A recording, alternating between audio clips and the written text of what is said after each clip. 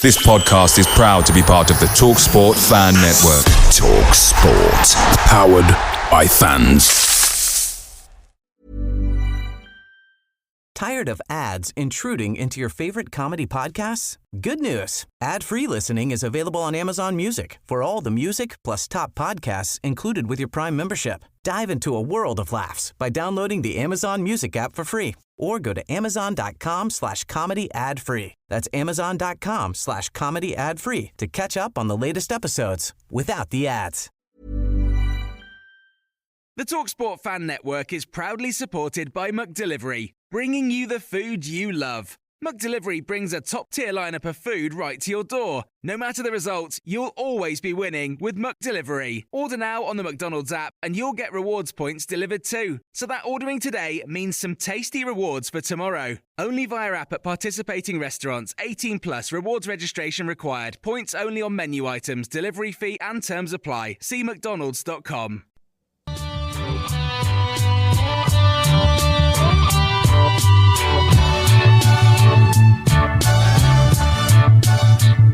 Good evening, everyone. It's Monday night and welcome to the Tilton Talk Show, sponsored by Small Affordable Cars. I'm Paul Hipkiss and tonight we're joined by Claire Giblin. Good evening. Mark Meredith. Good evening all. Craig Courtney. Good evening all. Mark Adams. Hello everybody, good evening. Who are you? Last but not least, Chris Browne. Good evening, and we're still waiting for Alan Watson. And Alan Watson is having a few issues connecting, so hopefully Alan will be joining us in due course. But yeah, Craig, what a week. I mean, we've started Tuesday night at the open house with some of the stuff really that was being presented to us was putting a lump in my throat. I don't know about you, but incredible future ahead for the club. And it's just so, I mean, I know that Tom said that, you know, whether we go down or not, nothing changes, but none of us want to go down, you know, and, you know, we obviously backed up that open house with one of the worst performances of the season on Wednesday. And Claire, I'll come to you about that in a minute. And then Saturday has got to be the best performance of the season by a country mile. It's amazing what a few changes to the team makes. And it's also amazing what a difference it makes when you've got a bit of support up there with Jay Stansfield. But let's start with the open house. Craig, give us your thoughts on that. I mean, wow, we were all buzzing. Well, we after Tuesday evening and the announcements, and for those people that got to see it as well on the live link, if not, we'll be putting a little bit of an article up shortly with a few breakdowns of things that we heard on the evening and things to look forward to for not just next season, but you know the next 5, 6 plus years. If it all comes to fruition, which I firmly believe from the passion that was coming out from both Gary Cook and Tom Wagner, that you know our future is, well, exciting isn't a strong enough word to use. It's unbelievable, and you know it's fair to say we might be in a real dire position at this present moment, but that was a pick me up that we needed, and it certainly upset our neighbours over in B6 because I have never seen so many reposts of, oh my God, we've now got to buy Aston Park and put Aston Hall in the middle of our stadium than I did after our announcement. And yeah, you know, let's hope that comes to fruition. But a few highlights to shout out at the moment are revenue-wise, we're already on target to double what we did last season. Then they have set targets of the club for the following season and the season after that if achieved, and I say if because I firmly believe they will be, but if achieved, they will put us in the realms of teams that are Premier League status as far as revenue is concerned. Then there's also the work that's going to go on in the stadium during the closed season. So we are going to see a complete revamp of the box areas in the Gilmerick. That's going to become an open atrium, a view of the stadium, and then windows to the back of it looking over the city. We're going to see revamps of the Jasper Carrot Suite and the Legends Lounge. There's also going to be a new bar, which I think will be called the End-to-End Bar, or that's how it's listed at the moment. Box to box. Box, thank you. And that is literally going to be underneath the Kop. So the areas that where the silt was, they're going to excavate all of that out and change it into a bar underneath. Wow. So all areas of revenue to build up and take us forwards. And Sorry, Craig. But if that isn't a statement of what they've done since they've been there, like 12 months ago, the cop wasn't safe to stand on, and now he's to stand on it, and now it's all right now to stand underneath it. And I guess the other things, the fan park. I mean, firstly, the back of the George will be turned into a fan park that they are hoping to have open even during the latter part of the Euros. So there'll be large screens in there. There'll be entertainment before games. That's where the player or ex-player interviews will take place. There will be a media suite there. So Blues TV will have a section where people can be interviewed pre and post the game. They're going to have a revamp of the front of the Kop and the club shop. So the club shop will actually be turned around. So the entrance will be facing the Kop, and we'll have a new bannered area that will come off the Kop over to that club shop with tiering outside as well. So where it's all grassed at the moment and the fence area, that's actually going to be like an amphitheatre setup. Revamp of the bar, which is the Happy Abode at the moment, that's going to be revamped. There's so much that they're putting into it. Yeah, and I said to Nick, sorry, Craig, I said to Nick Smith as well that the one thing you're missing in that new sort of, amphitheatre area outside in the Kop and the club shop is a roof. You need a roof there. Yeah. Definitely. Freezing cold, are they? And I mean, the other things are just the overall infrastructure changes that have taken place, where they're seeing the vast majority of revenue coming in from hospitality or that area. So there will be tiers of hospitality moving forwards as well. And hospitality is not just about going and having a meal, but it's about the whole experience. So the other thing is some of the boxes will have sliding doors on the front instead of windows, so that people can open that up and form part of the atmosphere, which today is almost enclosed. So if it's cold, close the doors, keep the heat. If you don't want to be outside, you can go outside and sit in your seats. And then of course, there was the total wow of the expectation of the stadium moving forwards and the whole sports setup that's going to be there. So obviously artists' impressions were shown to us all, but it was just an instant reaction of, just completely you took your breath, because you saw what it's like now, and then to see this artist impression of what it's to be like was just unreal. And we're talking about Birmingham City here. This is, we all said it in the room, we've never, ever experienced this. We've never been in this position where we have owners that they don't just want to take things forwards. They want to be the best. We're going to see a sports complex that's going to be world-renowned. We're going to see a setup that puts us in the position in terms of acreage that, if I remember rightly, was only beaten by one team across the whole of Europe, and that's Man City. So we're going to be in such a wonderful position.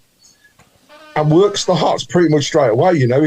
He said it's going to happen straight away. He wants, and he set an aspirational target of 5 years.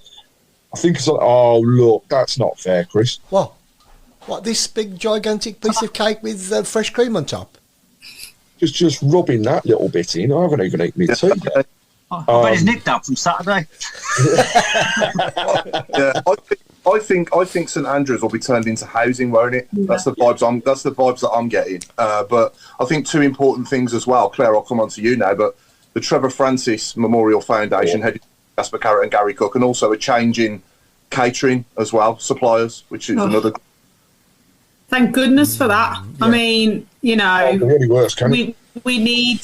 Yeah, we just need something like, when you go in, like typical American hospitality, that's what you want. A smiling face, go and get your drink or your pint or your food and a nice pie, and actually have enough pies, and, have it that you've got like loads of different things. And I just think, the Trevor Francis thing is a really good touch. It seems to be teary at the moment with everything, bring a tear to my eye when they said about the soil and the bricks. and that they wanted to take everything with them. And I thought, actually, you've thought about everything here. I mean, he was such a lovely man to meet. I mean, me and Craig literally beelined for him straight after. Get away, could he? No, like literally he kept talking to me and I was like, oh, okay. He even asked for my Twitter handle, so I'll take that. But yeah, I just think like it was just amazing to actually be there and listen. The difference between both the open houses has been amazing, and I think like I think the first open house was very kind of like, this is what we're doing, and we were all excited, but we were more like, okay, are you actually going to show this? Are you actually going to do it? And then when they've said, oh, we've only spent 20 million, we've already done 55 projects or something. Wow. And you just saw the difference. And then they're like, yeah, well, this is what we're going to do next. And now it's more an expectation than are they going to do it? Like, I can't wait to see what they do. And I generally think it's for the better. I think the club shop, what a great idea to turn it instead of having it out on the road. Doing a bar underneath the cop, you know, like you said, Paul, literally, you know, a year ago, could you imagine like being underneath? And, you know, the hospitality, we've been crying out to have it where you can be part of it. It's one of the reasons that lots of people don't go into boxes, because you have to like turn on the sound. Yeah. And you're like, why? You like, just be part of it. Loads of other stadiums do it. I mean, Luton do it, and look at their stadium. But honestly, when they put that picture on, I was just like, wow. And to be fair, I'm just happy they've got mini golf. Yeah, it's going to be mini golf. Happy with that, mini golf all day. Yeah, I think the live Q&A as well was interesting. You know, kudos to the guy who asked him if he was going to the pub the night after and which one he was going to as well. I thought that was a great question. But yeah, Mark Meredith, let's come on to you now, mate, on Wednesday night's game. But obviously the open house as a spectacle, I think the second one was just amazing. The first one was amazing as well. But if I had to choose one out of the two, and obviously I had the pleasure of being at both, the same as Craig and Claire, I would probably say the second one just edges it. But I thought the first one was really good as well. But we were given a bit more of the VIP treatment, weren't we, in the first one? We was shown around and different breakout sessions and stuff. But yeah, some of the stuff that's going to be coming ahead of us, whether we go down or not, is just incredible. But if we stay up, the calibre of player I think we're going to attract now after this announcement, you know, and I know it's not for another 5 years, but, you know, if you've got players that are like 19, 20, you're certainly going to consider coming to Birmingham City now a lot more than what you would of like a year ago, aren't you? Hey, mate, Wagner made it, I'm sorry, Mark, before I come over to yourself, Wagner made it very, very clear that this summer, no matter what, is going to be exciting. Yeah. And he didn't say that just once, and he didn't say it tongue-in-cheek.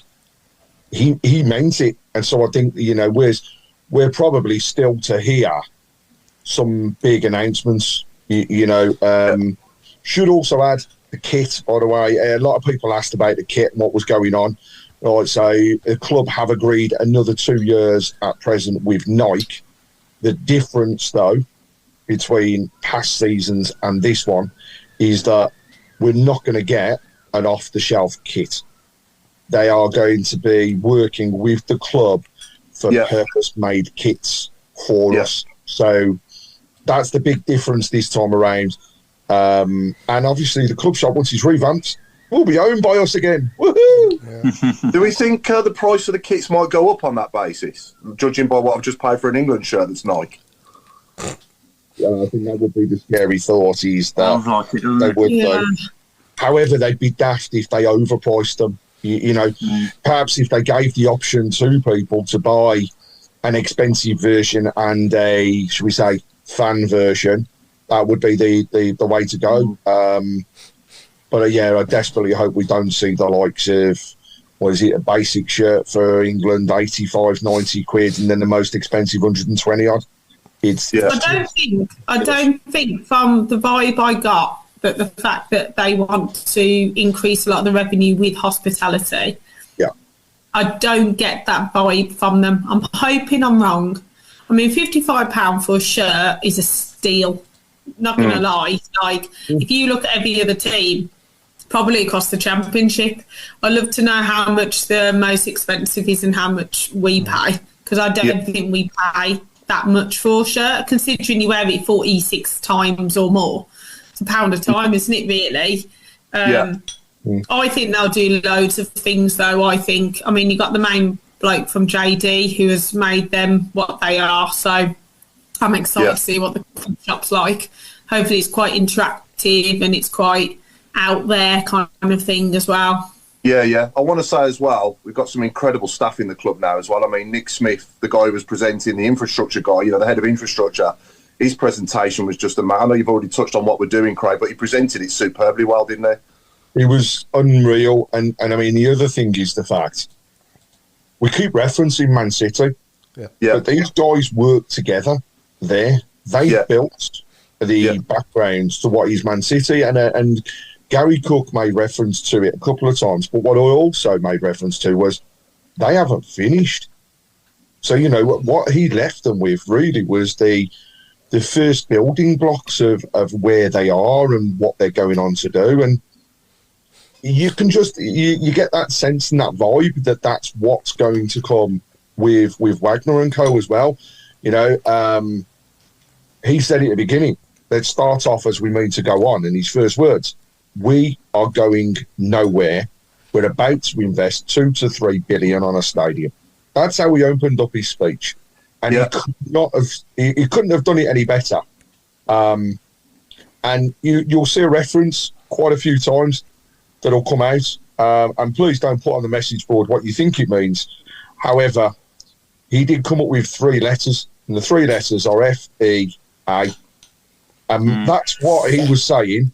We as fans should say to the doubters and the haters. FEA. Please don't put the full words on the message board, but you can kind of guess what it means. No, I don't know. Can you tell me what it is? I don't know. Yeah. Going back to the you talked about the store briefly. Did they mention about maybe opening a store up in town or different parts of Browne or anything? No. Did they go that far into it? What they did say was, outside of the clubs that get parachute payments, which, as you know how much I hate, we are making the most revenue out of all the other clubs that don't get parachute payments, which I thought was, really, in such a short space of time, I think that is an incredible achievement. I really do. And you've got to remember where we've come from, obviously. It's only a year ago that we were in the doldrums, really, weren't we? So, they've only been here since the 13th of July. So, it's unbelievable. But, so that's the open house, obviously, which was such an exciting and, a pleasure thing to be at. Absolutely amazing. And Mark Meredith, let's get on to the football now, mate. Wednesday night. Did you watch the Cardiff game? Did.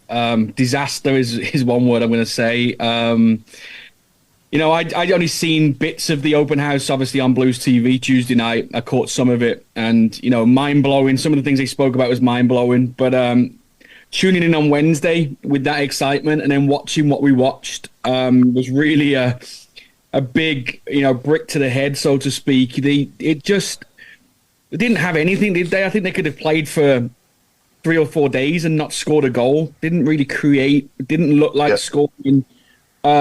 Struggled. Looks like they got a lot of nerves creeping up on them. Fans got nervous and were on the back, and that never helps. And then Cardiff went and stole the goal, and we were never going to get back in the game, were we? We were never going to even draw the game, I don't think, at that stage. We didn't have that goal in us, I think. And then the one thing I was really disappointed about was they scored with, 22, 23 minutes left. And I think we were worse in that 23 minutes than we were in the whole 90 together. And I really wanted to see, we went 1-0 down at home. We're in the position we're in. Wanted to see a little bit of, I suppose, a fight and some passion from them players to try and get us back in the game. But you just didn't see any of that. I turned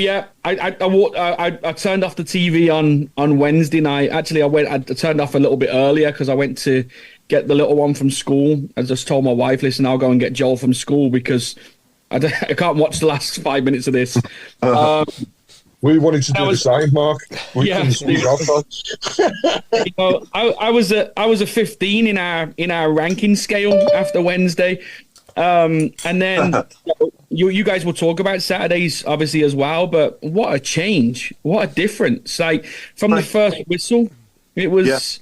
Unreal. Disaster to unbelievable, and it was, that's not a crazy thing to say. I thought it was the best performance of the season. I thought, all the time with a local derby, or however you want to call it, a Midlands derby, you're going to get the fans up for it.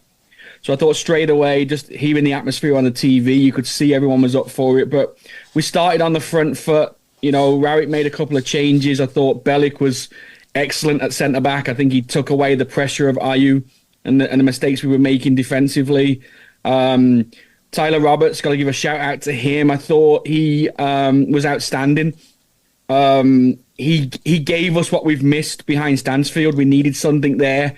As that two up top, he did everything. And the ball he played for Stansfield's goal was a touch of class. Hopefully that the confidence of that, not just for him, but for the whole team, can push us on. Like, it's really difficult because I want to jump for joy, but I also got to be level-footed here that we've got 3 massive games to go, and I don't think we can keep the same performance up for 3 games.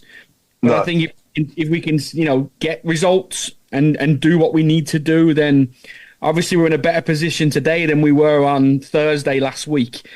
And then going back to the Wagner one, I'd like to say, I was very impressed of seeing what Wagner was doing around the pitch on Saturday, just getting the fans up, and all that sort of stuff. And listen, I'm around American people every single day.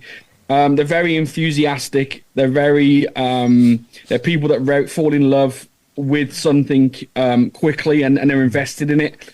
And I think the nice thing about it, my wife fell in love with me in 3 days, I think.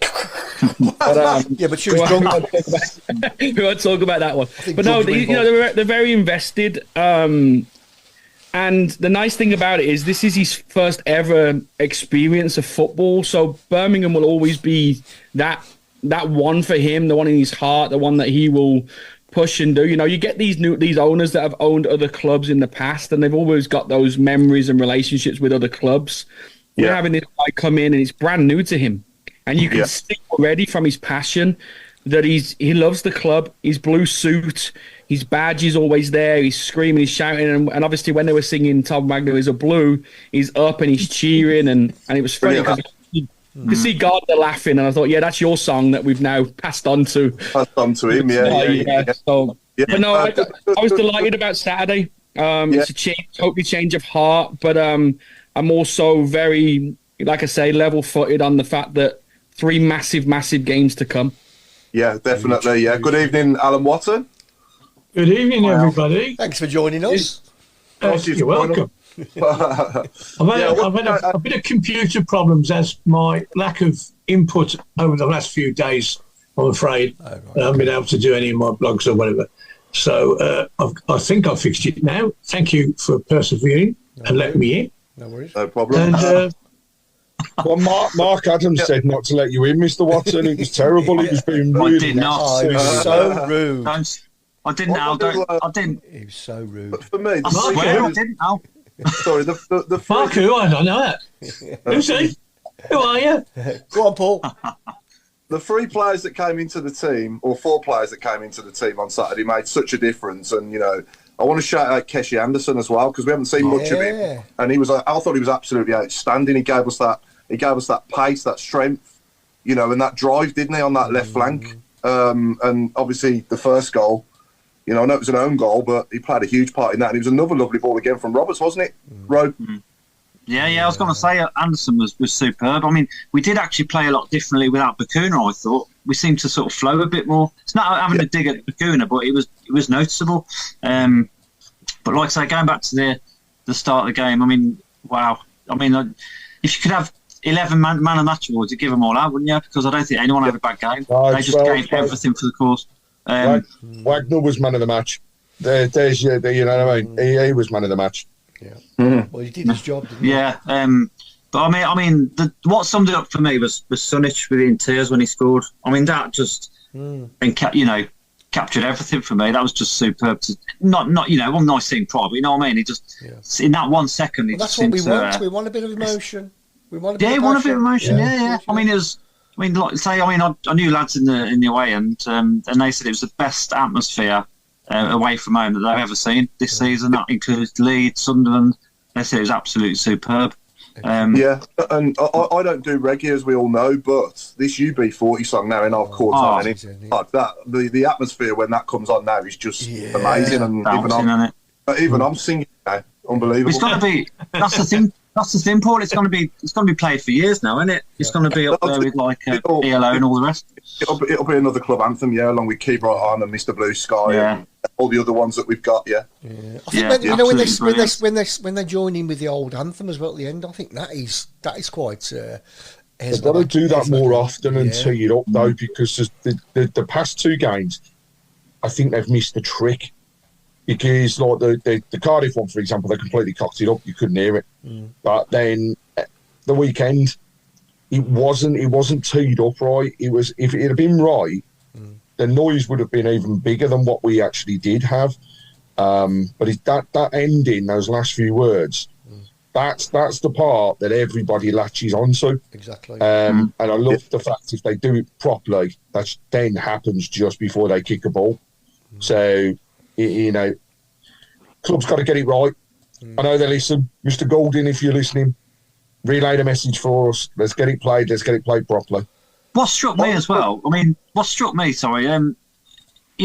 this was just at the end of the day a relegation scrap. And look at it, it was like we'd made the playoffs. And it's just, you take a step back and you think, wow, if we do something next season, hopefully we'll survive. But wow, if we do achieve something next season similar to what Coventry did, it'd be amazing, wouldn't it? I would love to see Tom Ross and Ian Danter's Singing the Blues come back as well. That was that really got the crowd going before every game years ago, and we haven't heard it down there for a long, long time. And honestly, if they brought that back, the younger generation who probably never heard it would love it as well, don't you think? Yeah. We'll do a revamp of it or something. Well, I can pull it to Blues Matters. I've got a thing on Wednesday, so I'll pass it on. Please do. Yeah, please do, Claire. It's still on YouTube. It's still available to get. So, but yeah, on CD in the loft if they want it. I've got the CD. Yeah, they did a couple, didn't they? They did Singing the Blues, and did they do a version of Keep Right On as well or something? They did, very fast. Yeah, it's B-side, isn't it? Yeah. So they were both great pre-match. I remember vaguely, like before the Watford game in '99 in the playoffs. Yes, That really got. I mean, the atmosphere that night was incredible. Anyway, I know we went on to lose that on penalties, but the atmosphere before that, and when that came on, and it was just wow. The atmosphere was incredible, wasn't it? But can I just add as well, the fact that our game had finished and then Bristol got that goal in the first minute was because I was reading Facebook posts after the game and everyone was saying, it's just a little bit hard that Huddersfield have won and we're still in the bottom three, and then within seconds you notice they get a penalty, which probably shouldn't have been a penalty, but I'm not going to argue that. And then it's 1-1 and we're like, wow, this has just completely changed for us in seconds. So that was a nice feeling as well. It's like a Raw, wasn't it? It's like a dual Raw, just like everyone was just celebrating as if we got promoted. It was crazy. Alan, were you there Wednesday night, Cardiff? No, I wasn't there Wednesday, but I was there Saturday. Okay, maybe it's you then. That could be. I'm trying to think. I think I've only seen them lose Southampton, and that was one of the best games we'd played up until that point, scoring 3 goals and so on. So I'll be honest. I bought my tickets for Saturday, the train tickets, before Cardiff, because I thought to myself, well, whatever happens tomorrow, I've got to go now. Win, lose or draw. And I'm so glad I did, because I've got to be honest. I got a Friday morning, and I'm thinking it's going to cost me 10 quid to get a refund for these tickets. So, but I'm going. But I'd virtually given up in my mind. Some of your remarks, Paul. You're quite right. This is wrong, that's wrong, that's wrong. And I thought to myself, he's right, and I can't see a way out. If this is not going to change, then we're doomed. Yeah. And, the definition of an idiot is keep doing the same thing and expecting a different result. And I sat there I didn't know the team because I've been standing outside talking to somebody. I sat down in my seat about 10 to 3, and the players come out, and I'm still not standing up. And I look, and I see Awu walking along the touchline, and I'm thinking, well, he's not playing. And then I suddenly looked at the team, and I thought, wow.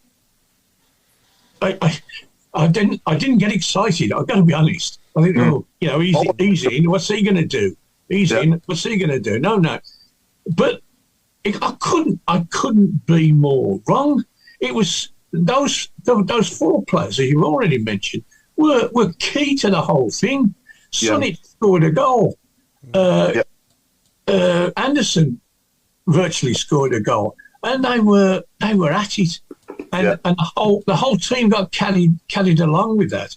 And when you're thinking of Roberts, and we've all moaned about him. What on earth is he doing on the books, let alone in the team?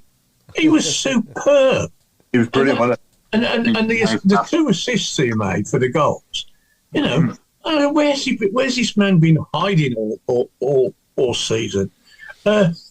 He never got a chance to score, so in a way, he never got a chance to mess up, because his goal scoring record is obviously 0, and he's if you go back to the QPR game, goodness me, he was awful, but he did what he could do, and it was wonderful. As for the Bristol goal, I was halfway to the station. The whistle blew as I went out the door, and I was halfway to the station. I'm walking along thinking, what a pity. We've won and we're still not out the bottom. And then as the crowd is walking away, I heard 1 or 2 people cheering and whatever. So I whipped my phone out and I looked, and to see 90 plus 10, somebody's looking after us up there. They really are, because as I say, we'd been finished 15 minutes by the time that penalty went in. And it was, it completely lifted my spirits, and that, you give me another 3 years of life, probably. It's good for the players. You need to look at that table now and see us out of there, and it's now a massive incentive for them to make sure we don't go in there again. What's that difference on Saturday, though? Watto, you summed it up there, but the people around me walking out, it's like, just won 3-0, but we're still there. And then all of a sudden, when you hear what's happened, it's like another adrenaline rush on top of the adrenaline rush you've just had.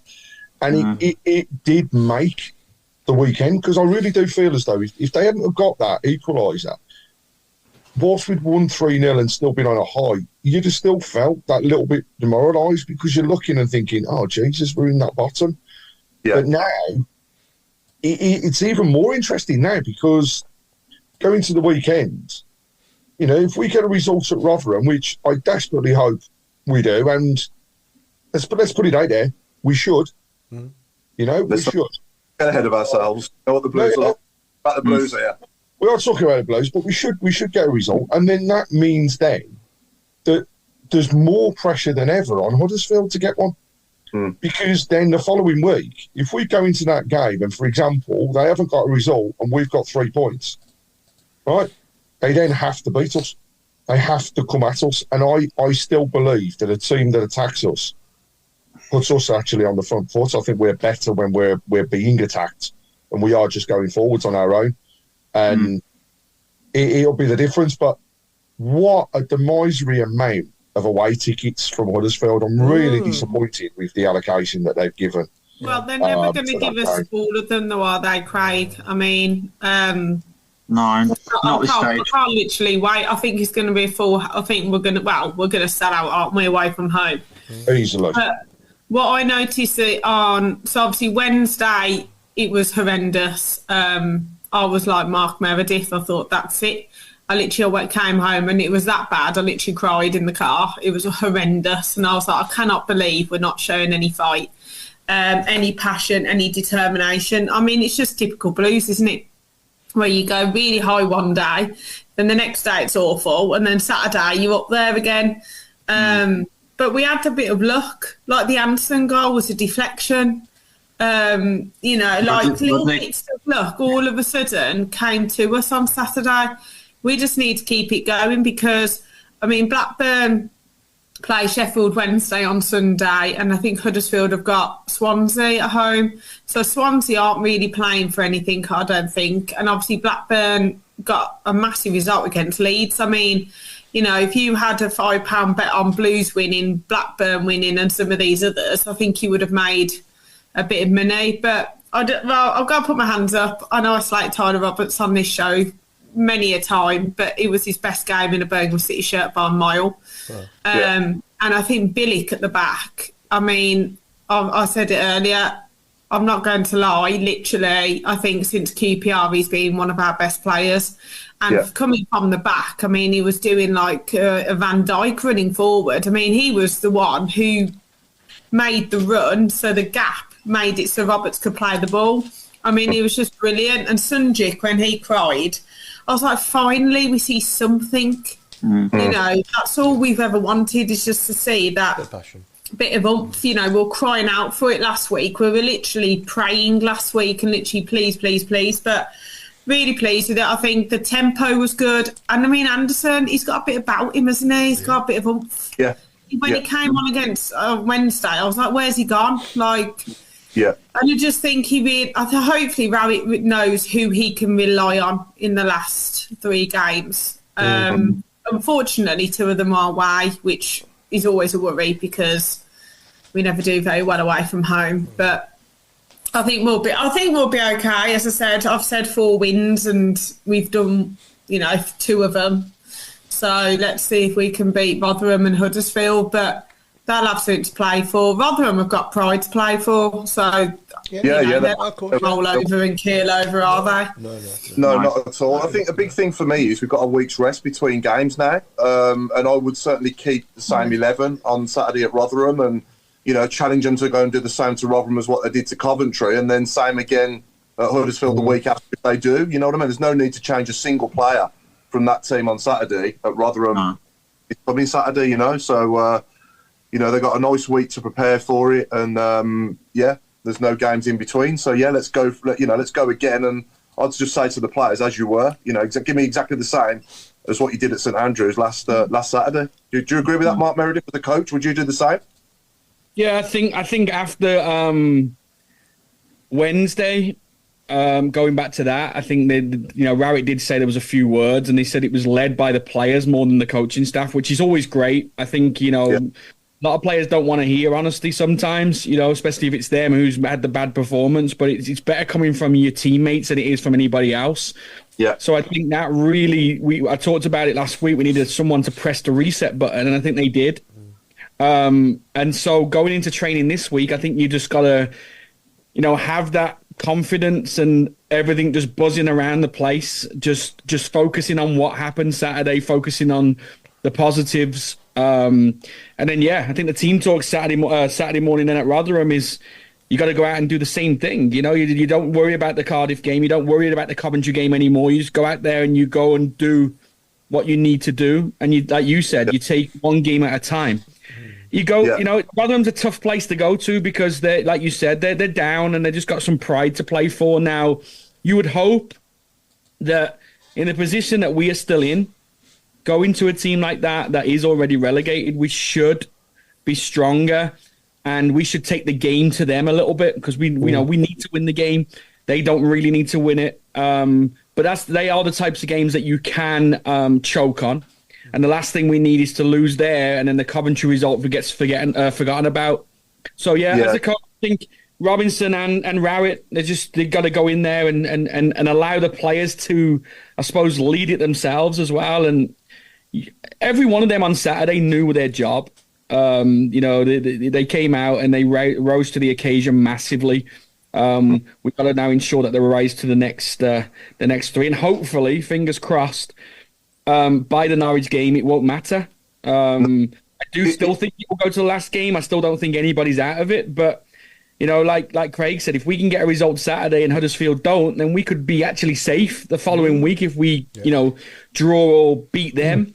So it's all ifs and it's all, maybes, but it would be a great position to go into the last game not having to worry about it, wouldn't it? Oh, 100%. It almost feels like we're in knockout football, doesn't it, in a way? A bit like the playoffs, you know what I mean? Not in a positive way, by the way, don't get me wrong, but it's almost like we're in a mini tournament down there at the moment, and we've got to make sure that we're not in that bottom, one of them other two teams that goes down. Do we think the message board, by the way, has been a light. We've had so many comments so far. Sorry we haven't had a chance to read them out. So Nigel Mann has said Huddersfield is the game of the season. It's make or down basically at the moment the way it's going. There was a comment of, did we see Laird's interview after the Cardiff game and how did we feel? I think we've covered the fact that the players obviously have had words in the dressing room. That came across from him. You could see the disappointment in him. And I've got to say, Saturday, that was the Laird we've been crying out for. That different player, wasn't it? I'm going to celebrate, but the thing that I noticed was he did none of that until we were safe. Then you saw that joviality coming out of him. But prior to that, some of the tackles he put in and his work rate was phenomenal. Yeah. Warren Wazzer has said apparently Ruddy really laid into the team after Wednesday's game. I've got to say, if there was one person I'd expect it from, it would be him. He's that person with the experience. He's that person that doesn't potentially want to end his career, may I add, with a relegation on his CV. So there's that. Lots of shout-outs for Sanderson. Yeah. And saying what a difference he has shown over the past few weeks. Yeah. Maybe it's the partner. Obviously, he changed Iwu for Bielik and put Bielik next to him. And, I'm not a big fan of either Sanderson or Iwu, I'll be honest, or I haven't been. But if Sanderson's going to play like he did on Saturday more often and be more consistent with it, then he'll do it for me. Just don't swim to the floor if you let a goal away, though. That's what I'm going to say. Do you know what I mean? Like, if you're captain, don't do that. Like, I think Robbo or someone said you can't do that. You've been caught now. Like, you've got to man up, and fair play to him. Saturday, he was solid. Yeah. That's what I think it is. Just on that. Sorry, guys. Just on that, and Claire just hit it there with Robinson. I think we talk a lot about coaches getting the best out of certain players. And Sanderson had a good start to the season, to be fair to him. Went downhill under Rooney. And then someone like Robinson is I think the pickup for that type of player. He's been the captain of the club. He plays in the same position as him. So who else would you sit down with and say, the pros and cons of what? Because Sanderson's got a lot on his shoulders right now. He's the captain of a team that's probably still struggling in the lower halves of the division. So I think Robinson just having a quiet word with him and showing him some experience has certainly helped out. And I just hope him and Bielik can finish the season off together and hopefully it's a good one for us. Yeah. Alan, you were going to say. I think that's what I started. The criticisms that we've had of the central pairing. I think to myself, well, we ain't got anybody else, and I didn't want Bielik to drop back in because he's such an important part of midfield. But what he did on Saturday, he supported Sanderson, who looked a much better player with him alongside, because he hasn't. Suddenly there's a bigger bloke than he is, that he hasn't got to win every bloody ball that goes into the box. There's somebody there who'll do it with him. The other thing is, Bielik, he was like Beckenbauer. He kept bursting out of that back line with the ball. And, when he goes forward, he gives the ball to one of our blokes. And he was sort of doing a half back four and a half middle three. In the game, he filled in four in midfield, when he also filled in four at the back, and his passing is terrific. I mean, it's been spot on. whatever position he plays in.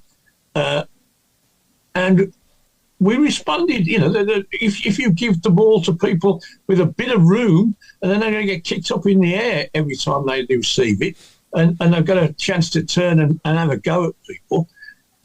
It's so much different. It was almost like fantasy football.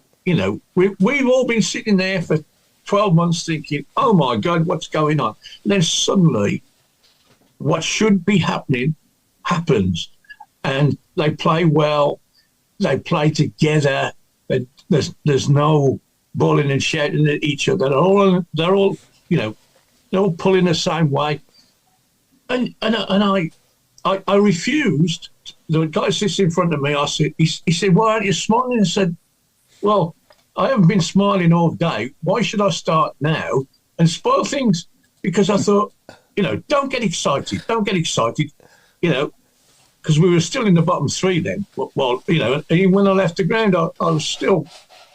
But that lifted my spirits. That goal, not only because it did what it did, because of the circumstances. Tired of ads intruding into your favorite comedy podcasts? Good news. Ad-free listening is available on Amazon Music for all the music plus top podcasts included with your Prime membership. Dive into a world of laughs by downloading the Amazon Music app for free or go to amazon.com/comedy ad-free. That's amazon.com/comedy ad-free to catch up on the latest episodes without the ads. Picture the scene. All of your mates around, you've got your McNugget share boxes ready to go. Partner this with your team playing champagne football. Perfect. Order McDelivery now on the McDonald's app. There's nothing quite like a McDelivery. At participating restaurants, 18 plus, serving times, delivery fee and terms apply. See mcdonalds.com. That could have happened to us.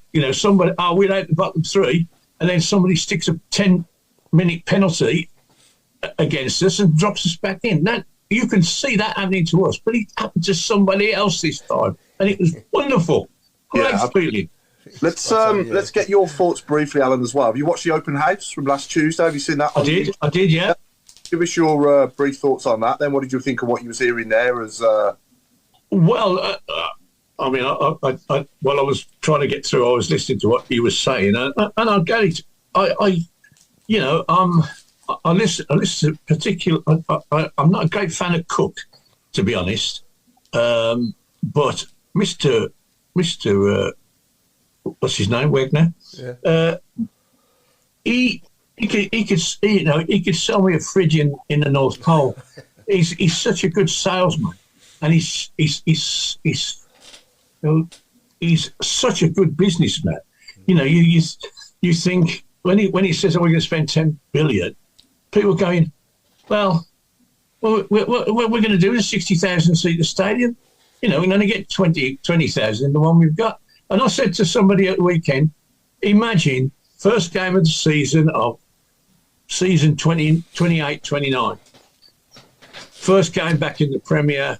We're at home to the Villa, right, in a brand new opening of the stadium. 62,000 we can get in there, and I guarantee when that day happens, there'll still be people saying, "I can't get a ticket. I've been coming here for 40 years and I can't get a ticket." That's what's going to happen, because it ain't just the team, it ain't just the ground. It's a combined. It's a circumstance. Why do we get? Do you all remember the game against Norwich 30 years ago when we got to win that to stay up? There was 53,000 there, and the one when all these gimmicks, all there was a terrace to stand on and a team to cheer on, and play people locked out, and a relegation battle. Imagine what it'd be like if we go into the Premier League and play a big team in our big stadium.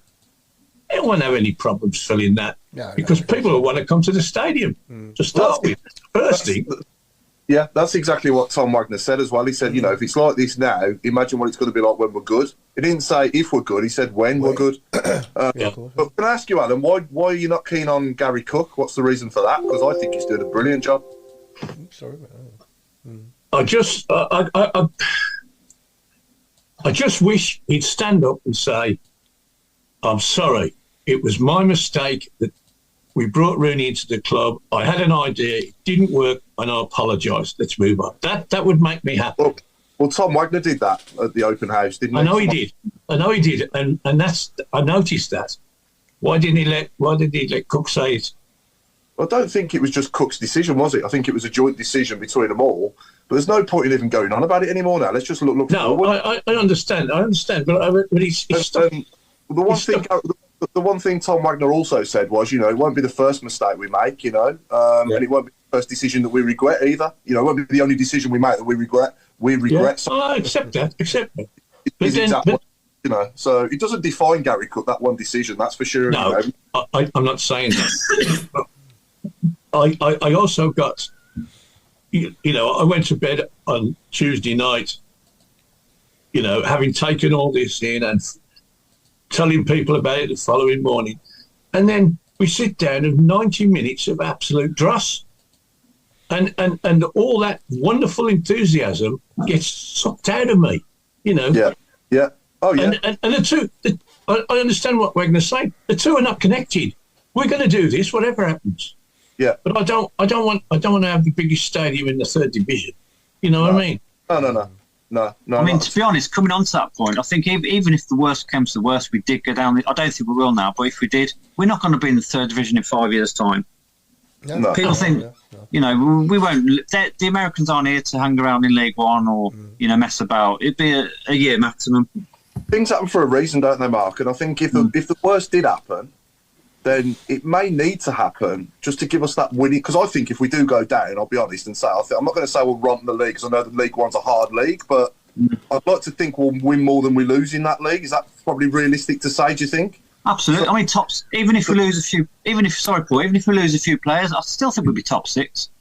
Yeah. So that winning mentality then is maybe something we need to do for a season to get to change the mindset, because it's been like this now for years. Ipswich did it. Yeah, exactly. Yeah. We're doing it.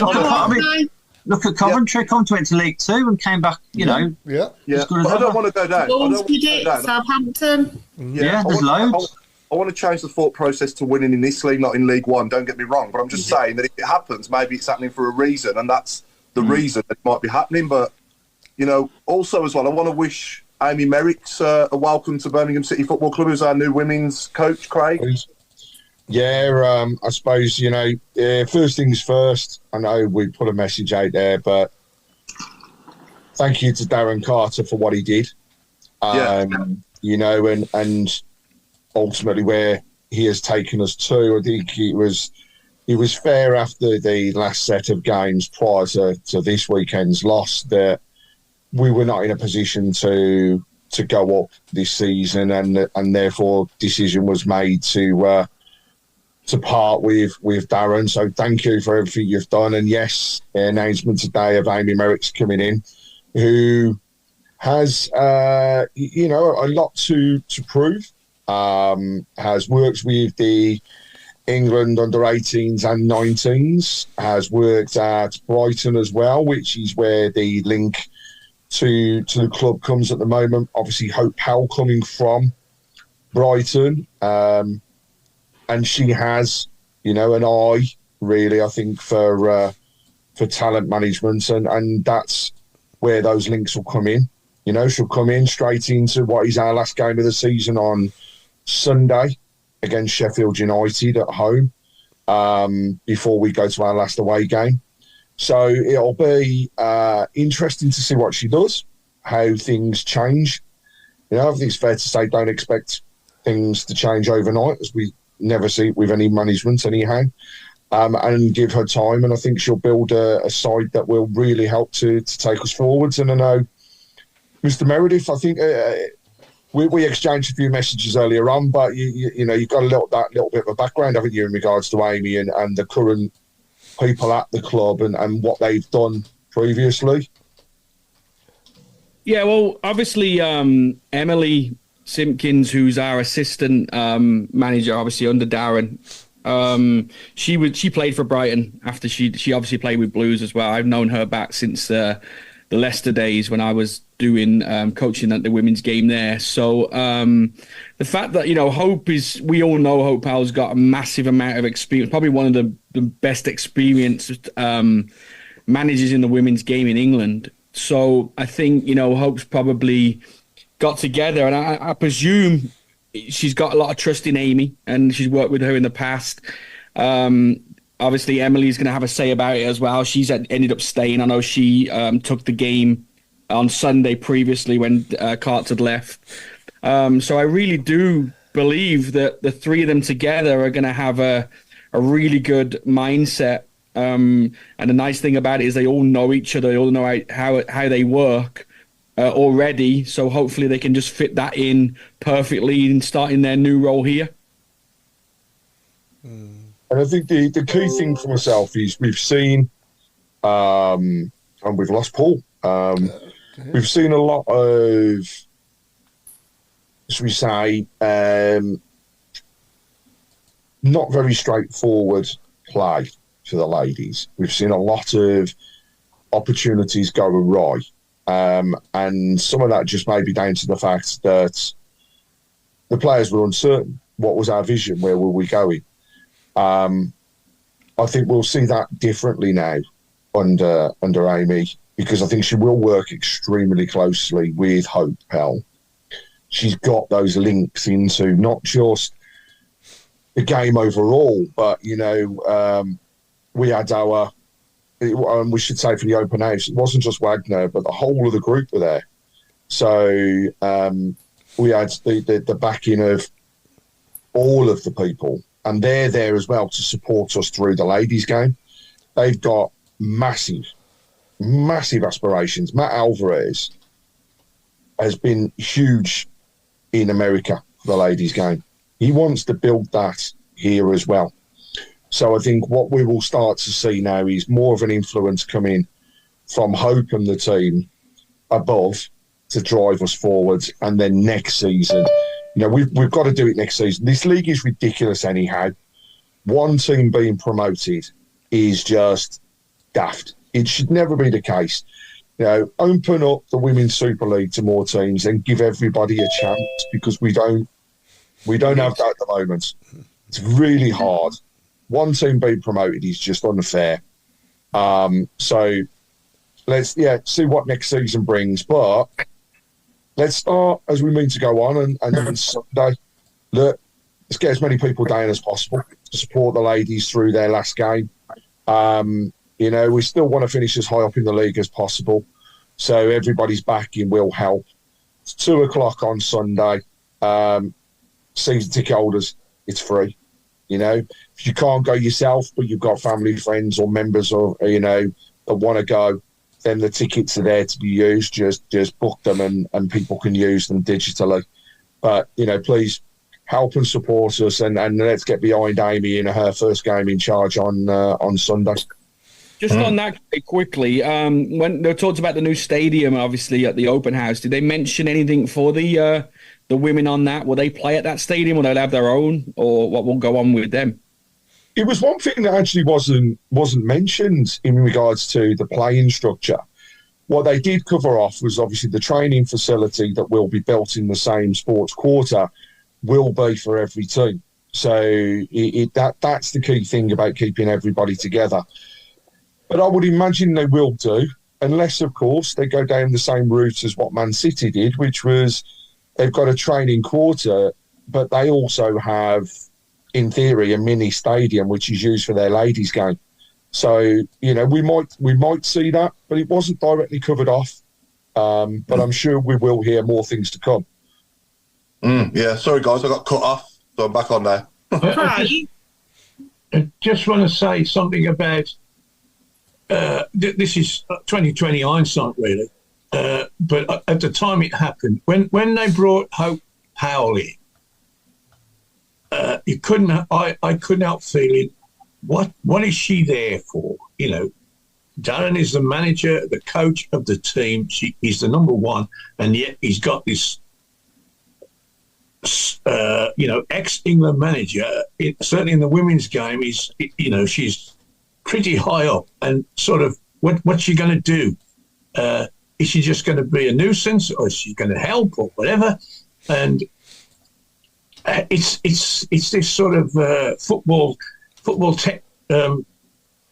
directorship that, and it's happening. She was like the director of women's football, and he was the manager. But who's in charge? You know, is it the manager or is it the technical director? And it was doomed to failure, to be honest. And perhaps this situation that we've just gone through. I mean, I saw our ladies play at Lewis at the start of the season, and they were abysmal. They were playing the bottom of the league. That hardly ever win a game, Lewis, and we drew 0-0. And it was we did well to get a point in the end. And I'm thinking, what compared? We went to Lewis towards the end of the season before, and we beat them 4-0. It should have been 14. Now, what's gone wrong in the close season? And that's when hope came in to fix this. But it did for a while. But I can see these two butting heads, to be honest. And I think I would guess that's what the parting of the ways came, because they probably didn't get on in terms of running that team, which is sad. It's sad, but it's inevitable, isn't it? You can't if we brought Gareth Southgate in as football director over Gary Rowett or Mowbray, wouldn't work, would it? You know, you'd think, well, what's he doing here? He's not come to be a spectator. He's going to get involved, and he's going to tell people below him that they're going wrong. And it's I think it was a mistake, put it that way. And I don't think it was the cause of Darren getting the sack, but I think they just agreed to disagree in the end and part ways.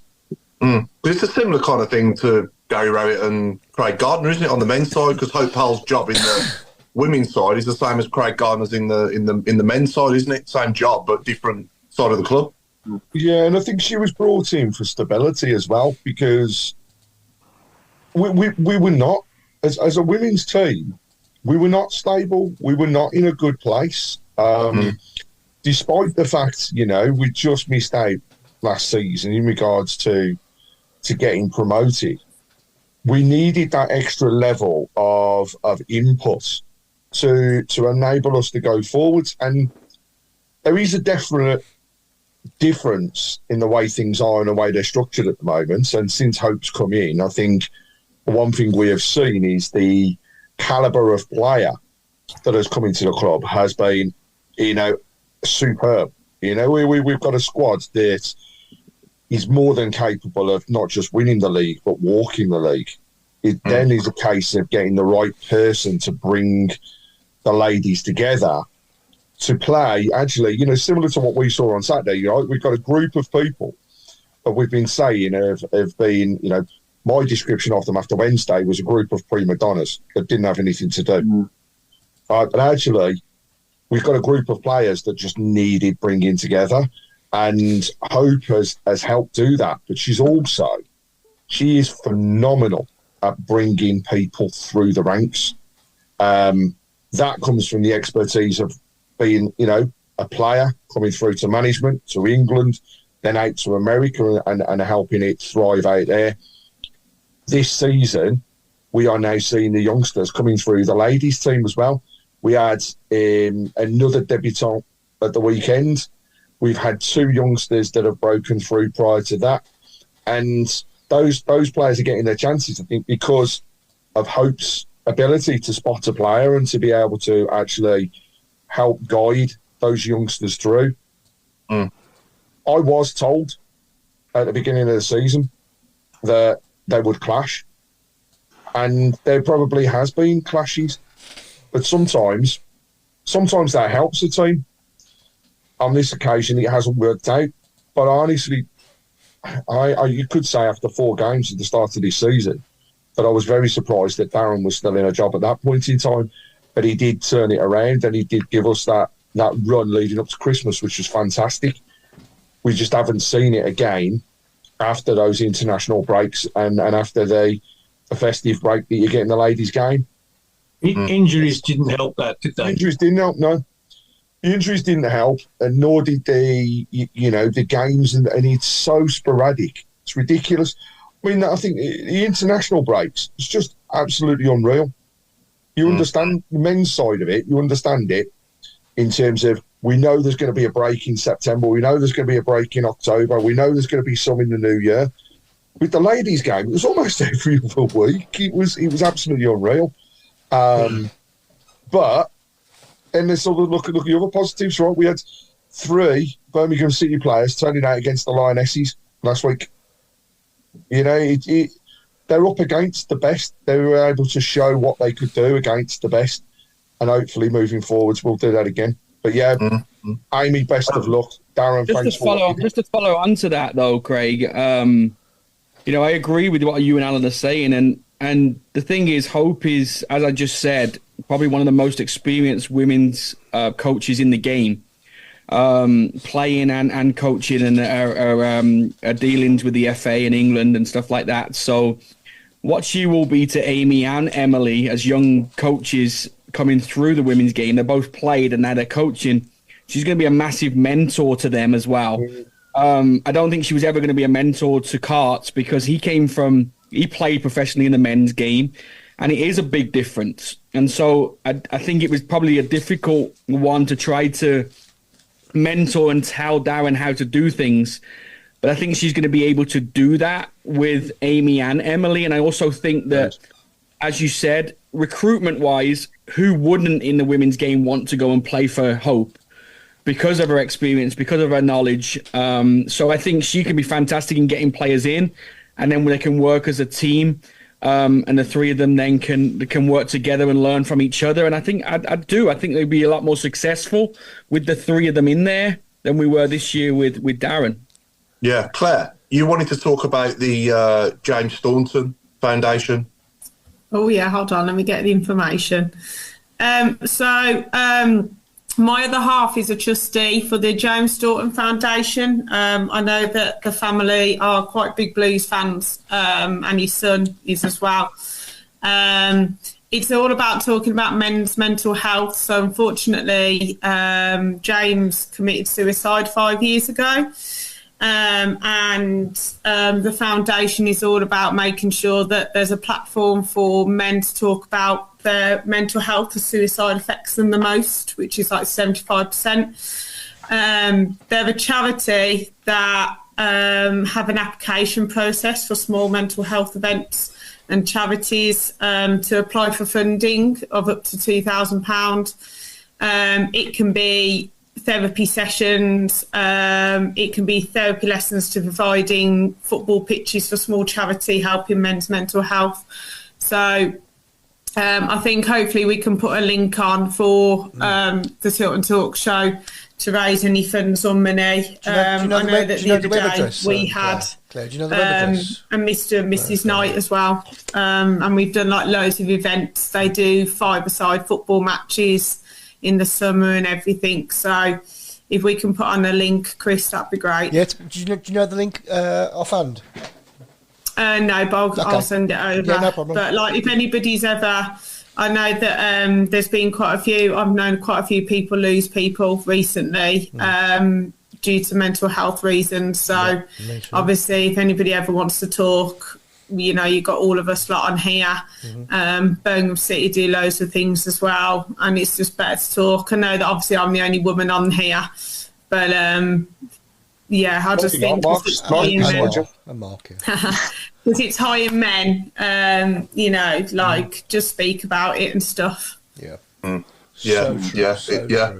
yeah. I mean, it's the mind is probably the most powerful muscle in our body, and it's invisible. That's the thing. And if you break your leg or something, you'll get loads of sympathy because you're in a massive bandage. But if you've got mental health problems, people just don't see that, do they? You know, they don't understand. Anyone who hasn't gone through it just doesn't understand it.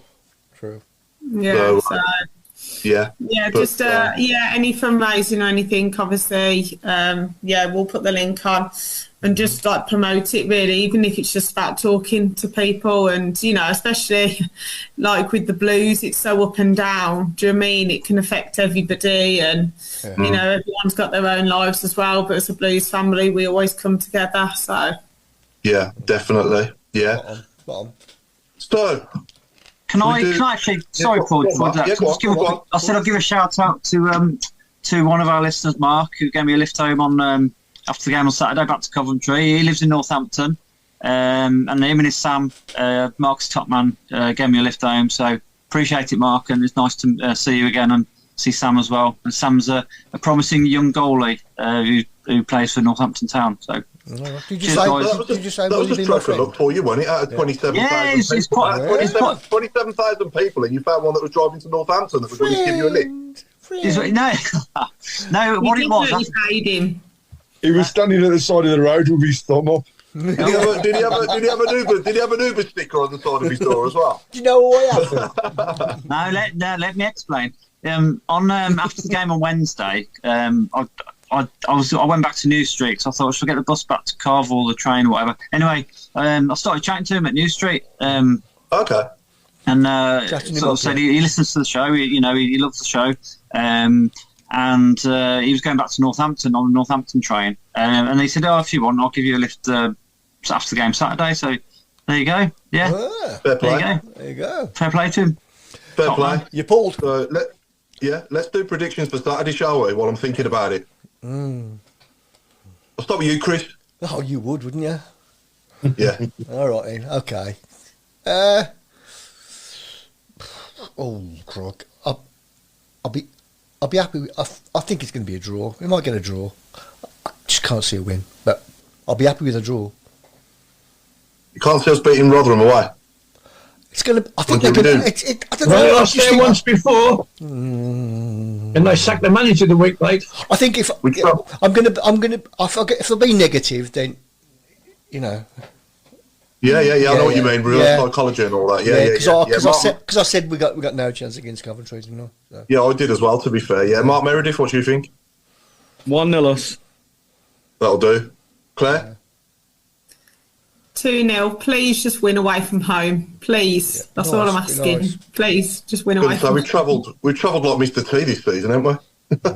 Honestly, literally the amount of money that we spent and everything, just it'll be lovely to see more of the 4 wins away from home, please. Yeah. Anyone who's too young to get my joke there, Mr. T would never go on a plane, would he? Or never gone on a plane. He didn't travel very well, so that's how we've travelled this season. But anyway, Mark Adams. I think we're going to scrape a 2-1. 2-1 Blues. Okay, that'll do. Craig. Yeah, do you know, if we play like we did on Saturday, we're going to beat them. Yeah. And we'll beat them heavily. Crikey, we play like we did on Saturday, we're going to win the Champions League. Are you saying Chris is going to be naked? I don't think he'll get to that level. But I'll put it out right, 3 or 4-0. I think we'll beat them 3 or 4-0. I've just heard as well that a lot of Rotherham fans are boycotting the game as well. Boycotting the game, they are indeed, yeah. Are they? Yeah. What? The Blues fans need to get in the home end. Yeah, damn right. Yeah. Make it a home game. Do you know what I mean? Everyone else does it. It's a nice ground, Rotherham, anyway. It's a nice ground. Not promoting it or anything. Just that's it now. It's all down to you now. It's all down to you, Claire, the riots. I know nothing. It wasn't me. She told us to do it. Yeah. Alan, what do you think? Well, I'm interested. I think we'll win. I think we'll win 2-0. But I get very, very annoyed when we get allocated, whatever it is, 2,000 tickets at Rotherham, and there's nobody sitting the other end. I can sit there. I can't get a ticket for love nor money. But if they're not going to sell their own, open up a bit more for us. At the end of the day, they're relegated, and if they sold the whole bloody ground to us, that they would make loads of money. We we can only give you 2,000, and the same with Huddersfield. That end at Huddersfield, I was about 5,000. Yep. Yeah, we're only going to get half of it. And they have half of it, though, don't they? They have their ultras. There is a reason for that. Yeah. Last time we played them, it kicked off big time. And they do sit in the same stand now. They halved it and they put their ultras people right next to you now. Yeah, it is fun. That's why we can't have the full stand. I'll just put out there, the club have just made an announcement actually in regard. We're talking Huddersfield there, we're talking tickets. There is an issue with the tickets at the moment and being made available. So the club have just put a statement out, different obviously to what we saw before, to say that the tickets aren't available. Doesn't mean that they're all sold out. They are working with the ticket providers to fix the situation as soon as possible. So if people are trying and are getting error messages, it is because there's a problem. Then we'll update as we go along. So people just keep an eye on the socials. Yeah, I think we'll win 3-1 at Rotherham. Yeah. Okay. Okay. Good. Okay. So anything more on the shout box, Chris? Do you want to go through a few comments? I'm conscious we haven't. Apologies, it took us a while to get to these. On YouTube, apparently, it holds just under 4K. That end does at Huddersfield. Yeah. But I still think, as I say, like they do halve and halve it, don't they? Yeah. Yeah. Yeah. They ain't gonna want us. They ain't gonna want us there roaring them on, are they? To practically relegate them. No. Do you know what I mean? Last time we played them, Warnock came in. That's right, yeah. They battered us, and literally that end was so loud, and fair play to them. I mean, it was like the whole ground was full. So they're not going to give us, in a relegation battle, would we give them the whole of the Gil Merrick? Yeah. No, exactly. That's what I mean, yeah. Any questions, Chris? Yeah, Rotherham fans have don't know if you've got somebody else's teeth in, Paul. Have I got somebody else's teeth in? That's what they're saying, because it sounds like you like. Are you eating something? No. No. I've had to change to my phone because my iPad was playing up. That's about it. If I sound different on my phone to my iPad, do I? You do actually, yeah. Sounds all right to me, Paul. Just going back to what Claire has told people to do at Rotherham. Rotherham fans are exactly, I think, ask Blues fans to do exactly that. There you go.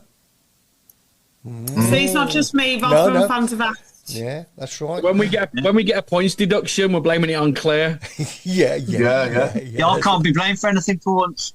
Yeah. So it's also just been put on the message board. No, told me to say it earlier. Yeah, it's Road's fault. You do need a booking history to get any tickets at Rotherham. Yeah, you got no. I hope you said booking. Wasn't talking about you at the time, Road. So yeah, it definitely was booking. That's to bring the show down, doesn't it? How far does that booking go back? Because I went to the old ground to see them play. I don't know, can't remember. I did as well. Yeah, I went there a few times. Yeah. Ground. Yeah. Do we think the Duke will be fit before the end of the season? I don't think we'll see him play. It's not looking likely, is it? I'd love to see him. I'd love to see him come on with 10 minutes to go against Norwich and score, but hopefully it won't mean anything. Yeah. If you know what I mean, it'll mean something, but it won't mean something if you know what I mean. It won't be like the goal that keeps us up because I want to go against Norwich and we're safe. It sounds like you're speaking like that to me. Do I? Is it anybody else? He said he's got his turkey teeth in, and he actually makes more sense. Your teeth out. I just don't understand it. There's a few predictions that are coming through on the message board at the moment. So, Trond Fjord, welcome to the show. Sorry, Thanks for listening. Who? He said he's Norwegian, Trond, isn't he? Norwegian Supporters Club. Say that again. Norwegian Supporters Club. Is that any better, or do I sound the same? Still sound the same. Yes. What the hell's going on? I'm going to leave and come back. Then hang on. What's this, Shaggy? Don't bother, you're all right. No, it's funny. Please. Poor hipless. Sorry where you are, Paul. Please. 2 seconds. You please say supercalifragilisticexpialidocious. Oh, he's got it. I was made a joke there. So, whilst Paul's joining back again, the other predictions that have come through. So, Brenda Browne has said we're going to win 2-0. And we've had a couple of others that are 2-0. Ray Cornish, Craig, have you been messing with your electricity or is it static in your iPad? If you're on about my hair, yes, it's way too long. And it does need a cut. It does, yes, yeah. However, I've got hair, Paul hasn't, Mark's losing his, Watto. Then I've been nasty. Come on, man. Twice your age. Mark just covers his head all the time, so what can we do? Is that better now? Yeah. No, I liked it before. We can just about hear Paul. Yeah, that's a shame. Honestly, when you hear it back, you're going to be giggling because I've been finding it. It's like somebody's put a voice. I've been me and my Melody for just been giggling to each other the whole time. Somebody just said you sound the same. Kevin Browne has just said, "Where's the puffy cut gone?" Can we just say as well, while we're doing all these predictions and stuff, did you see on Facebook Nicky Eden talking about his bar in Barnsley if the Blues fans stop off there? Free shots. Free shots. Yeah. It does mean drinks, doesn't it, with it being in Barnsley? God, Send Robin to make sure. It's a nice place, Barnsley. Could be some friends there. No. Desperation doesn't follow, Mark. I'm sorry. No. Desu? Oh, dear. So that's the prediction. Tron's asking me to say his surname once more. I possibly can't. Lilypad asked me. I'm saying that Lilypad asked me a question somewhere. I don't know what it was though. She's saying that she asked me a question, but we've got to scroll back through for it. I don't know what the question was, but Lilypad, if you want to put it on again, I'll try and answer it for you. He was saying about. Oh, I think it was about the Sun. If it's the one I'm reading, it's the Sunnage. Sunnage had mentioned about having 4 or 5 managers this year, and the difficult with it. So I think if she was asking about our thoughts on performances and how many managers we've had. Yeah, so obviously it's been 6 including interim, isn't it? They're going to have their own table at the end of season awards, aren't they? I'm just reading some of the things on YouTube. I think she asked about, do you know how many fouls we've had in yellow and red cards? Because you're so knowledgeable about facts. Well, off the top of my head, this season. Yeah, that's what she said. Yeah, she asked who your dentist was. Yeah. No, that was Nigel Mann as well. Yeah. I'm just glad I've solved the problem because I couldn't carry on like that, could I? Jeez. How many reds do you have? How many reds do you have this season? Not many. Not many. The last one I can think of is Bielik at Plymouth, maybe. Yeah, about 3. And Sanderson at home to James at Watford. Yeah. Oh, crikey. Oh, yeah. Watford, yeah. What about 3, haven't we? When did we last get a penalty? When did we last get a penalty? When did we last get a penalty? Against the Albion. Crikey, the last one we had? back a bit. Can't think of another one. No. We must have had one since then, surely. Crazy, isn't it? No, don't call me Shirley. Oh, we had one against Leeds. We had 2 early on. on, and then we have had nothing since. Because we haven't been in the penalty area since October. It's been a long time. Yeah, let's throw a quick question out there. So far this season, if the awards was tomorrow, who would be your player of the season? To everyone here and all our viewers. Buchanan. Bielik. Oh, Bielik's up there now, I think. You know, up until a few weeks ago, I'd have said no chance, but he's been, since he was put in that centre-half position, I've got to say, he hasn't let us down. Craig from Coventry. I can't get over it. I'm sorry. I like him and he's played amazing, but I'll never forgive him for jogging back. Yeah. It's got to be Stansfield. That'll be the whole season, isn't it? Stansfield's getting a lot of votes on the chat. Yeah. Why Ruddy? Ruddy, yeah. Lisa. I think Lisa everybody's had a dip in form, haven't they? Especially under Rooney. The only person who shone under Rooney really was Jordan James. And we haven't seen that Jordan James since, have we, either? Which is a bit strange, but Stansfield, I think, will win it. He's getting the votes. I think I'd agree with you, though, Claire. I think Buchanan has been absolutely outstanding, hasn't he, every time he's put a shirt on? I think there's. I think Stansfield obviously has scored a lot of important goals. Without him, we would be nowhere. But then I think Buchanan's definitely the defender of the year. Yeah, 100%. Right. And then who would be your midfield of the year, though? Midfielder of the year, I'd say Bakuna's got to be in with a shout for that. Yeah, a bit lazy though sometimes, isn't he? He's up and down. For me, I'm Nigel, man. It's not going to be Burke, is it? Will be the awards because I'm just going to have to go up to it. I think Mark from Northampton needs an award. What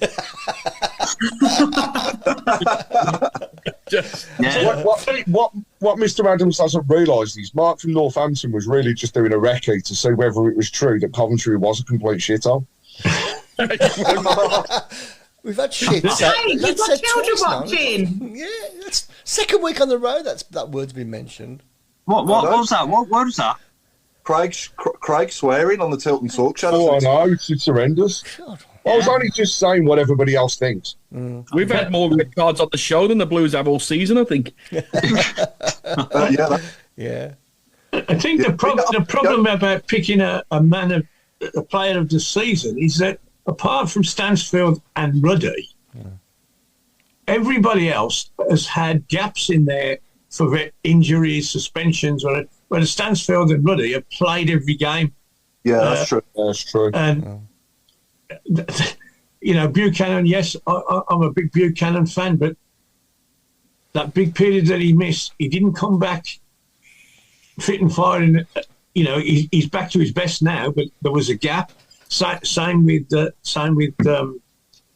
Laird, and I think Sanderson.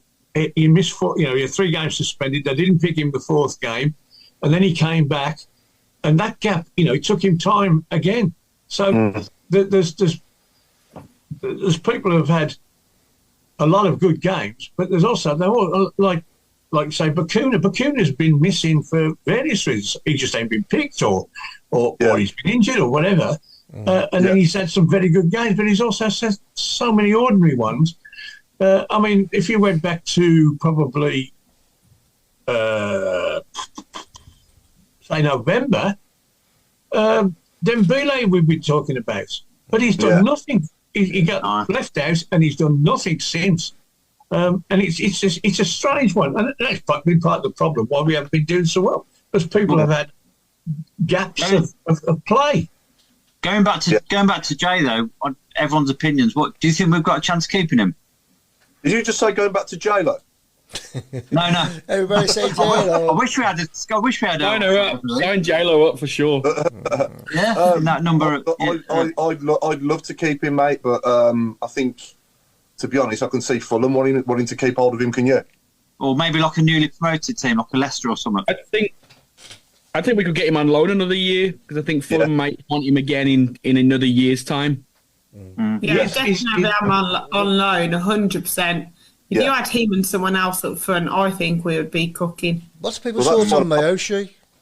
That Tyler Roberts from Saturday will do for me up there with him, but if he's going to bring that every week, then that's fine by me. But it's all about consistency now, isn't it? He's got to back that up on Saturday now with the same again. Sorry, Chris. I'll say how well he played. I was just saying. What about Mayoshi? What are people's thoughts on Mayoshi, player of the season? I think a few people have said it. I think he'll be better next season when he's got used to the league a little bit. This is the thing that's worrying me a little bit with staying up, is we've got so many players that are inexperienced of a relegation survival and also in their first season at this level. But let's just hope we can do it. It's not over yet, is it? Even though we had a good day Saturday, it's we could be back in the we've got to get reality for this weekend now. Just take each game at a time and play as though it's a cup final. You know what I mean? Every single one of them, and that's what the mentality will be. Certainly from Robbo, won't it, and Gary Rowett, I think. So that's for sure. Yeah. Anyway, Paul, tonight's show sponsored by Fixodent. It's the end of the show. We've reached it already, have we? Yeah. So we've been the Tilton Talk Show. Thanks to everyone again for watching, and we are sponsored by Small Affordable Cars. And I've been Paul Hipkiss with a list for 5 minutes, and it's good enough from me, and it's good enough from Claire Giblin. Good night from me. See you all on Saturday, and a good night from Mark Meredith. Good night from me, and it's a good night from Mike Tyson. R.O. I thought we had Mike Tyson on the show for us. He's definitely not Mike Tyson. So because Mike Tyson, he is more like the guy that Mike Tyson's going to beat up in a few weeks. Yeah. I don't know. It's good night. Anyway, good night from me. And if you listen carefully, I'll say good night to Alan Watton. Okay. Well, who's left then? Good night from me and good night from Craig. Hey, yes, we're going to get this right this time around, and it's a good night from me. And thank you for everybody's input. It's been huge tonight. And last but not least, it's over to Chris Browne. And it's a good night from me. See ya. SVA. Thanks so much, Paul. It's lovely. I've been on with Tigger. I can't wait to hear it back. Look at that. Nobody wanted to say anything, though. That was the best. People giggling. You and Mark were just looking at each other, just giggling, because I knew. Somebody put our sounds up safe. Yeah, it looks that way, doesn't it? I'm saying it's weeks of my year. Oh, that was so funny. Nobody's seen Mark from Northampton. No, since. That's the second person this season.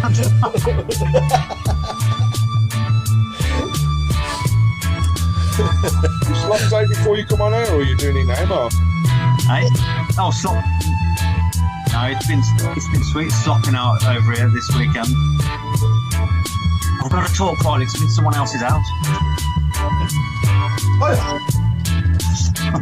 Feeling the Wi-Fi. He broke in. The thing is, I wouldn't put it past you putting that curtain thing up your way off today. Mark in Northampton, I hope you're listening to this because now you can arrest him. Nah, don't be like that. The open house. What a laugh.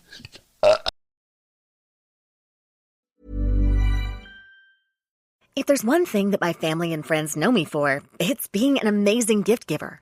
I owe it all to Celebrations Passport from 1-800-Flowers.com, my one-stop shopping site that has amazing gifts for every occasion. With Celebrations Passport, I get free shipping on thousands of amazing gifts. And the more gifts I give, the more perks and rewards I earn. To learn more and take your gift giving to the next level, visit 1-800-Flowers.com/ACAST. That's 1-800-Flowers.com/ACAST. This podcast is proud to be part of the TalkSport Fan Network. TalkSport. Powered by fans.